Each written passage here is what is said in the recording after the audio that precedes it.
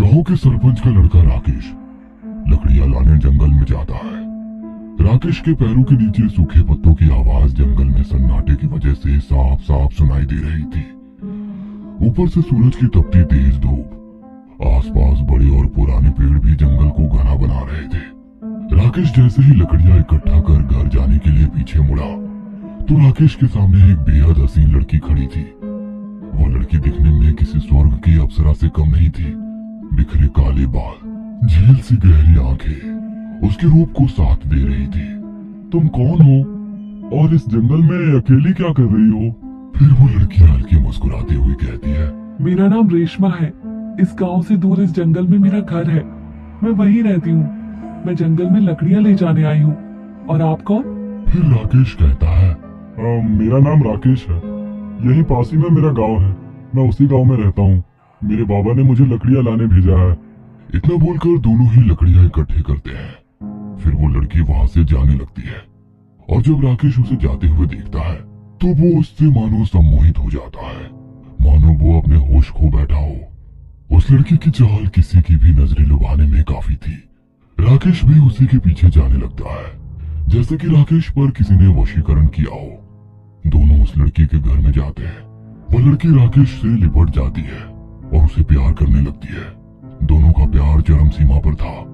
तभी उस लड़की का चेहरा बेहद डरावने चेहरे में बदल जाता है। उस लड़की के मुंह से खून की धार बह रही थी। वो खौफनाक मंजर देखकर राकेश के होश ठिकाने आ जाते हैं और वो लड़की को धक्का देकर दूर हटा देता है। लेकिन वो लड़की राकेश के ऊपर झपटा मारकर अपने दांत उसके गर्दन पर चुभोकर सारा खून बहा देती है। और लड़की जो कि एक चुड़ैल के रूप में बदल चुकी थी, वह राकेश के सभी शरीर को अपने भाग से अलग कर रही थी। कहा जाता है कि चुड़ैल का प्रकोप बहुत खतरनाक होता है। ऐसे ही इस गांव की दास्तान है। इस गांव में एक बहुत खतरनाक चुड़ैल का साया है। वह चुड़ैल किसी के रूप में आकर अपनी खूबसूरती के जाल में गांव के मर्द के साथ हम बिस्तर होती है और उसे मार डालती है। ऐसा करने से उसकी शक्ति, खूबसूरती और उसकी उम्र बढ़ जाती है। ये सिलसिला बहुत दिन तक चला और बहुत सी मासूम सी जानें दांव पर लगी। मगर गांव वालों को चुड़ैल से छुटकारा पाने का तरीका मालूम था। चुड़ैल जिस मर्द के साथ हम बिस्तर होती है उस मर्द को चुड़ैल को मारना ही पड़ता है। अगर चुड़ैल ने किसी मर्द को गलती से भी ऐसे ही जिंदा छोड़ दिया तो वो खुद जलकर राख हो जाएगी। जो मर्द उस चुड़ैल के साथ गया उसको चुड़ैल ने मार दिया। पर उस बेवकूफ इंसान ने कभी चुड़ैल से छुटकारा पाने का रास्ता तक नहीं अपनाया। वैसे भी वो खतरनाक चुड़ैल उस इंसान को आखिर मार ही देती है। शहर से पढ़ाई कर विक्रम वापस अपने गांव आया था। कितने दिन बाद शहर से गांव जाने का अलग ही मजा है। जो बात गांव की हवाओं में है वो शहर में कहा।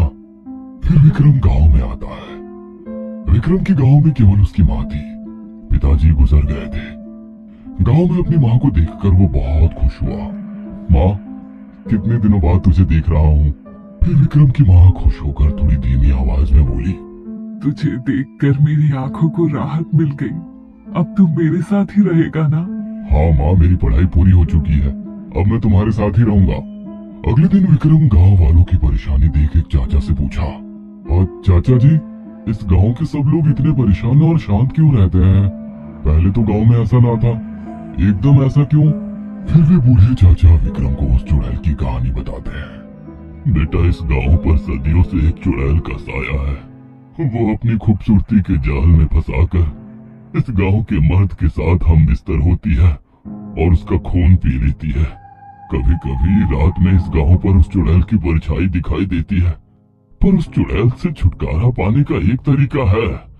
उसके साथ जो भी मर्द हम बिस्तर होता है, चुड़ैल को उसे मारना ही पड़ता है। अगर वो मर्द खुद ही अपने आप को मार ले या फिर किसी चीज से उसकी जान चली जाए तो वो चुड़ैल जलकर राख हो जाएगी। विक्रम उस चाचा की बात सुनकर हंसने लगता है। क्या चाचा जी, किस सदी में जी रहे हैं आप लोग? इस जमाने में भी कोई चुड़ैल डायन होती है क्या? ऐसा कहकर विक्रम वहां से चला जाता है। उस गांव के गहरे सन्नाटे में एक आदमी खेत में जा रहा होता है। गांव के ऊपर कहर की वजह से वो आदमी अपने पांव जल्दी बढ़ाता है। उस आदमी के गांव से बाहर निकलते ही रास्ते पर एक खूबसूरत औरत जाती हुई दिखती है। वो औरत इतनी खूबसूरत थी कि उसके सामने आसमान की परी भी फीकी पड़ जाए। सुनिए, आप इतनी रात गए कहाँ जा रही हैं? आप इस गांव की तो नहीं लगती। आप रहती कहाँ हैं? पर वो औरत उस आदमी के सवाल का कोई भी जवाब नहीं देती। उस औरत को जाते हुए देखकर वो आदमी उससे सम्मोहित हो जाता है और उस औरत का लचीला बदन देख वो अपना रास्ता छोड़कर उसके पीछे जाने लगता है। वो औरत किसी झोपड़ी में जा रही होती है। वो आदमी भी उसी के पीछे झोपड़ी में चला जाता है, जबकि विक्रम ने उस आदमी का पीछा कर उस औरत और उस आदमी को झोपड़ी में जाते हुए देख लिया था। विक्रम वो सब नजारा देख रहा था और फिर विक्रम को उस आदमी की चीख की आवाज सुनाई देती है। उस चीख को सुनकर विक्रम डर के मारे सहम जाता है। हाँ, अरे ये आदमी क्यों चिल्ला रहा है? ऐसा क्या हुआ होगा अंदर? उस आदमी की चीख सुनकर विक्रम भागकर अपने घर आ जाता है। कहीं उस चाचा की बात सच तो नहीं है? सच में इस गांव पर चुड़ैल का साया तो नहीं? अगले दिन गांव वालों को एक नई लाश मिलती है और इसी तरह कभी किसी का बेटा मारा जाता है तो कभी किसी का पति। सिलसिला रुकने का नाम ही नहीं ले रहा था। ये मंजर देखकर विक्रम को बहुत बुरा लगता है। ये सब लाशें बेकार नहीं जाएंगी। इन लोगों को मारने वाले को रोकना ही होगा। अगले दिन विक्रम जंगल में एक पेड़ के नीचे हादसे के बारे में सोच रहा था। देखते ही देखते सूरज ढलने वाला था। काफी देर हो गई। यह खौफनाक बातें सोचने में कैसे रात हो गई मुझे पता ही नहीं चला। पर विक्रम जैसे ही घर जाने के लिए मुड़ा, उसे खूबसूरत औरत उसके सामने नजर आई। हो ना हो ये वही चुड़ैल है जो मर्दों की जान की दुश्मन है। मुझे पता है अब मुझे क्या करना है। हाँ, वो औरत अब जाने लगी। वो औरत अपने हुस्न का जाल विक्रम पर फंसा रही थी, मगर विक्रम उसकी खूबसूरती के जाल में फंस नहीं रहा था। फिर वो औरत चलने लगी। उसके पीछे विक्रम भी जाने लगा। चुड़ैल को लगा कि ये भी मेरे जाल में फंस चुका है, और चुड़ैल को ये नहीं पता था कि विक्रम नाटक कर रहा है। फिर वो औरत किसी घर में जा रही थी। विक्रम भी उसके पीछे चला गया। वो औरत विक्रम से ऐसे लिपट गई जैसे शहद से मधुमक्खी। फिर वो औरत विक्रम से प्यार करने लगी। विक्रम सब सह रहा था। फिर धीरे धीरे वो औरत अपने प्यार की सब सीमाएं तोड़ दी और अचानक उस औरत का हसीन रूप एक दिल की धड़कन को रोक देने वाली खौफनाक चेहरे में बदल गई। दरअसल औरत का रूप लिए वो चुड़ैल थी। विक्रम ने उस चुड़ैल को जोर से धक्का दिया और उसे अपने से दूर हटा दिया। तुमने बहुत से निर्दोष जान लिए ना, अब तुम्हें भी जाना होगा। फिर विक्रम ने वहां पर पड़ा हुआ खंजर उठाया और खुद के पेट में घोंप दिया। विक्रम का शरीर खून ही खून हो गया। विक्रम अब तड़पने लगा। जा चुड़ैल, अपनी दुनिया में लौट जा। फिर चुड़ैल अपने ही पाप की आग में जलने लगी। देखते ही देखते वो आग सारे घर को जलाने लगी। सारा घर जल के राख हो चुका था और उसमें हुए चुड़ैल और विक्रम भी।